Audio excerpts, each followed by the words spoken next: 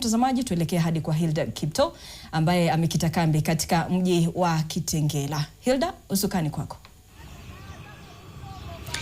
Naam, asante sana Ruga. Bado tuko hapa katika kaunti ya Kajiado, tuko Kitengela na mambo yanazidi kuwa tete. Kuna mshike hapa na pale. Tunaweza kuona kuwa wakazi wa hapa bado wanaendeleza vurugu. Labda pia mpiga picha wangu anaweza elekeza kule ambapo kuna vurugu kama nilivyo waelezea hapo awali. Sasa katika kaunti hii tulipokuwa katika safari yetu ya kuja huku, tuliweza kuona kuwa hakukuwa na magari. Tunaweza kuona kuwa ni baadhi ya magari pekee ambayo yalikuwa yako njiani, na magari haya yalikuwa yale ya watu binafsi. Hatukuweza kuona kama kuna usafiri wa umma kama matatu, kama zile gari ambazo ama basi ambazo tunaziita nganya, hazikuweza kuwa hapo. Na tumeweza kuona kuwa wafanyikazi katika kaunti hii na katika kaunti ya Nairobi tulipokuwa tukija wamelazimika kutembea hadi kufika kazini. Na tumeona kuwa wakazi wa hapa pia wamesema, wengine wao wanasema hawezi enda kazini hadi bei ya mafuta iweze kushushwa. Vile vile wamesema kuwa kuongezwa kwa bei ya mafuta kwa zaidi ya shilingi 46 ni bei ya juu sana. Na wanasema kuwa hivi ya kuwa wakati nchi itakapoendelea hivi basi tutaweza kuathirika kiuchumi. Na katika kaunti hii kuna viwanda mbalimbali ambavyo vimeweza kushikiliwa na dizeli. Na tunaweza kuona kuwa wakati dizeli inapanda kwa asilimia ya juu zaidi ama kwa kiwango cha juu zaidi, tunaweza kuona kuna kuathirika kukubwa sana.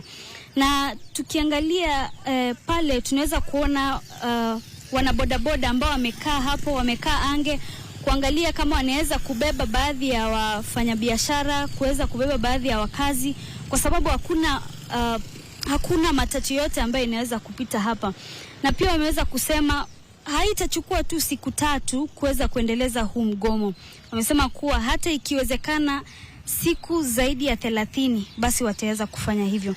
Hii si kawaida ya eneo hili la Kitengela, kwa kuwa eneo hili la Kitengela lina watu wengi, lina biashara nyingi sana. Na tunaweza kuona eneo hili si eneo hili pekee, bali kuwa nchi nzima itaweza kuathirika, kwa kuwa kwa siku moja pekee kuna mapato ambayo watu mbalimbali wanaweza kupata. Lakini tukiangazia kwa undani kabisa na tuone kuwa matatu hazitaweza kwenda kazini, baadhi ya wanabodaboda hawataweza kufika kazini, na tunaweza kuona pia kuna baadhi ya mashule ambazo zimefungwa kwa kuwa kumekuwa na wasiwasi ya kuwa watoto wataweza kuumizwa katika vurugu hizi.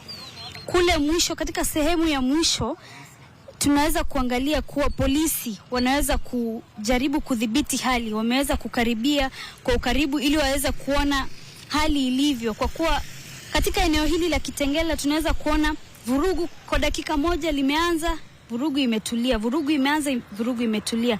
Sasa tunaweza kuona kuna magari ya polisi katika upande wa nyuma, lakini kwa sasa hivi tunaweza kuangalia mapolisi na tunaangalia kuwa kuna baadhi ya waandamanaji ambao wamesonga kando kabisa wakijaribu kujitetea ili wasiweze kufikiwa na hasira za polisi. Lakini kwa sasa hatujaweza kuangalia vuta ni kuvute kati ya polisi na waandamanaji. Bado hali imetulia, lakini bado kuna ile hali tete, kwa kuwa hakuna anayejua ni nini kitakachofanyika baadaye.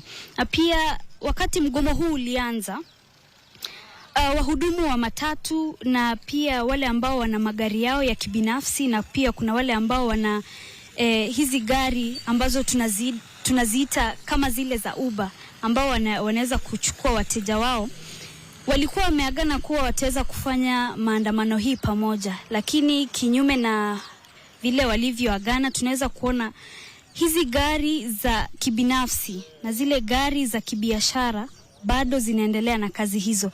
Ndivyo bado wanaendelea na kazi hizo, ijapokuwa kuna wasiwasi ambao wako nao, kwa sababu hawajui ni nini kitakachofanyika baadaye. Kwa kuwa tulipokuwa tukija njiani tuliona kuwa kuna baadhi ya watu ambao walikuwa wanaonya wanabodaboda, kuna wenye walikuwa wanaonya waendesha matatu kuwa mtakavyopita hapa tutaweza kuwadhuru, kwa sababu tulikubaliana kuwa tutaweza kuwa na na mgomo, lakini sasa mmeenda kinyume, kumaanisha kuwa nyinyi mko sawa na bei ya mafuta. Ikumbukwe kuwa bei ya mafuta ya petroli ilipanda hadi shilingi 214 kutoka shilingi 196. Hiyo ni bei ya petroli, na dizeli iliweza kupanda kutoka shilingi 197 hadi 242. Ikumbukwe kuwa ni bei ya mafuta taa pekee ambayo haikuweza kupanda, kwa kuwa ilikuwa inasemekana kuwa wanaweza kulinda zile familia ambazo hazijiwezi. Lakini kulingana na wakazi katika eneo hili, wanasema kuwa tutaweza kuathirika sisi sote. Na sasa tukiangalia hii bei ya mafuta ambayo wanaendelea kusisitiza, wanasema tusipochunga tutaelekea pabaya. Ni hayo tu kwa sasa, lakini macho yetu bado yako hapa kule kuangazia, kuona kama kutakuwa na vuta ni kuvute, lakini tunatumai kuwa hali itaendelea kutulia. Ni hayo tu kwa sasa, tutaendelea kuwajuza zaidi ifikapo labda saa 1 na saa 3, lakini punde yatakapojiri tutaweza kuwajuza. Kwako Ruga studioni. Naam, asante sana Hilda Kipto kwa kutuchorea taswira hiyo kwa njia kuntu kabisa kutoka upande huo wa Kitengela.